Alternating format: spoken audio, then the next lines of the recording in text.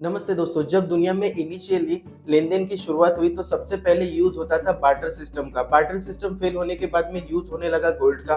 Gold fail होने के बाद में कहीं न कहीं यूज़ होने लगा गोल्ड बैक करेंसीज़ का। गोल्ड बैक करेंसीज़ का ज़माना गया, उसके बाद में ज़माना आया फिएट करेंसीज़ का। फिएट करेंसीज़ का ज़माना गया, उसके बाद में जो है ज़माना आया डिजिटल लेन-देन का। डिजिटली लेन-देन करते हैं, जैसे कि हम लोग गूगल पे है, फ़ोन पे है, इस टाइप के लेन-देन करते हैं। अब डिजिटल लेन-देन का भी ज़माना हम लोगों को जाता हुआ नज़र आ रहा है और हम लोगों को देखने के लिए मिल रहा है एक नई करेंसी का, जिसको क्रिप्टो करेंसी कहा जाता है। और इस क्रिप्टो करेंसी में सबसे बड़ा जो टोकन है वो है बिटकॉइन।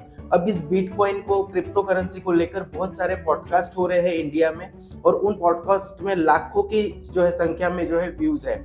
और ये जो व्यूज़ इसमें आ रहे हैं, वो जो है बहुत बड़े-बड़े जो है पॉडकास्ट में दावे कर रहे हैं कि क्रिप्टो करेंसी का फ्यूचर क्या है, क्रिप्टो करेंसी में आप लोगों को इन्वेस्ट क्यों करना चाहिए।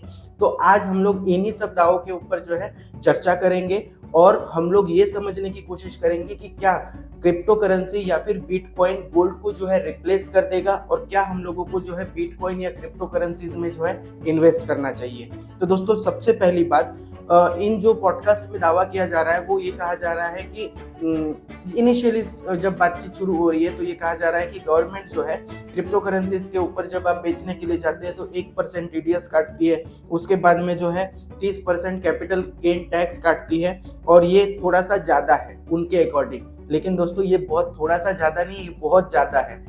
जितना जो है गोल्ड ने पिछले 1 साल में 25% के लगभग जो है गोल्ड ने रिटर्न दिया, जितना गोल्ड ने रिटर्न नहीं दिया उतना जो है गवर्नमेंट इस चीज़ को जो है टैक्स इसके ऊपर लगा रही है। क्यों लगा रही है? क्योंकि गवर्नमेंट नहीं चाहती है कि ये चीज़ें जो है इंडिया में यूज़ हो। उसके बाद में दोस्तों, इन पॉडकास्ट में ये भी दावा किया जाता है कि ये जो है एक ग्लोबल एसेट है। तो ग्लोबल एसेट कैसे है?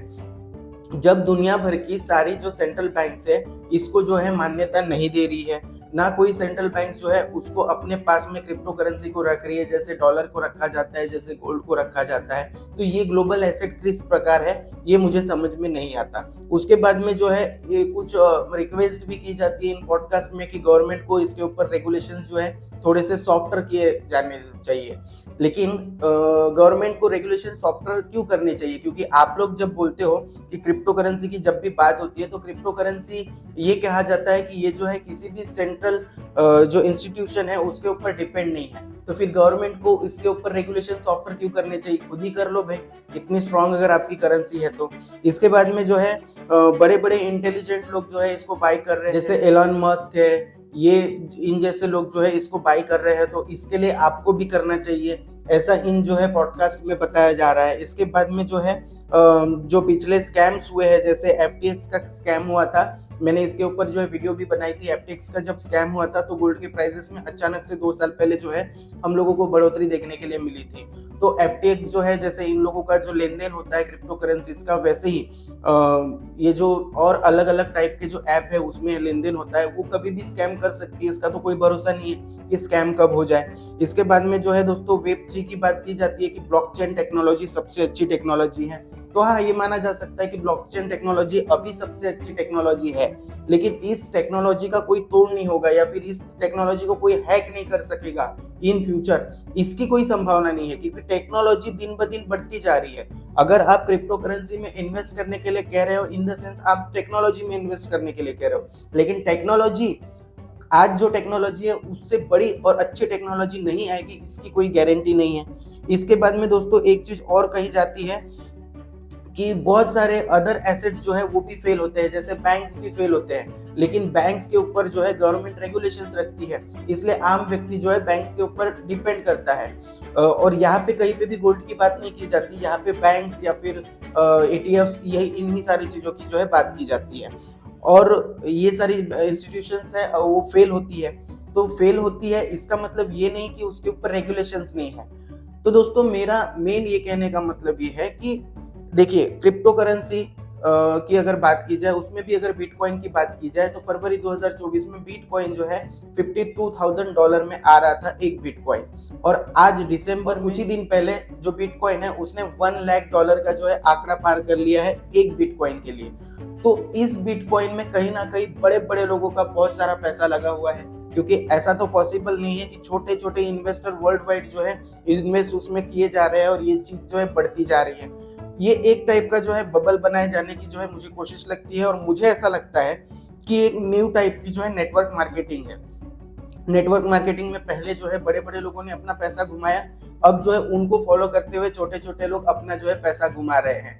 अब कोई चीज अगर मान के चले 100% से भी ज्यादा रिटर्न देती है सिर्फ 6 महीने में, तो उसमें रिकवरी भी आएगी, और अगर उसमें रिकवरी आती है तो गोल्ड में जो है आप लोगों को बढ़त देखने के लिए मिलेगी, क्योंकि उसमें अगर रिकवरी आएगी, प्रॉफिट बुकिंग अगर कोई करेगा तो उसकी करेंसी जो क्रिप्टो करेंसी है या बिटकॉइन है उसकी वैल्यू तो गिरने ही वाली है।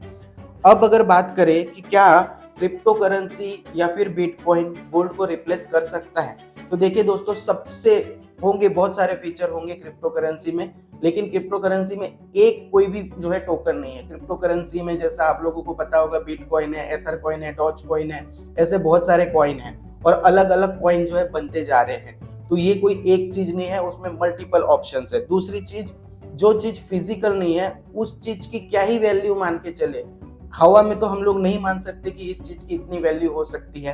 अब बिटकॉइन क्या है क्या नहीं है मैं इतना डिटेल में आप लोगों को इस वीडियो में नहीं बताने वाला हूँ, क्योंकि वो अपना टेक्निकल एक्सपेक्ट नहीं है। बस मेरा ये कहना है कि जिस चीज के बारे में हम लोगों को पूरी तरीके से पता ना हो, उस चीज में, उस टेक्नोलॉजी में इन्वेस्ट करने से क्या मतलब। ना गवर्नमेंट उसको रेगुलाइज कर रही है, ना सेंट्रल बैंक्स उसको एक्सेप्ट कर रही है, तो आप लोगों को इतनी हड़बड़ी क्यों मची है कि डिजिटल करेंसी में इन्वेस्ट करो, डिजिटल करेंसी में इन्वेस्ट करो, ना कि हम लोगों को मतलब बिटकॉइन में कुछ खरीदने को भी मिलता है। अगर कोई भी करेंसी है उसमें जब तक आप लोगों को ना कोई चीज खरीदने ना मिले, जैसे आपको एक शूज चाहिए, इंडिया में कोई लेगा बिटकॉइन और बदले में आपको शूज देगा?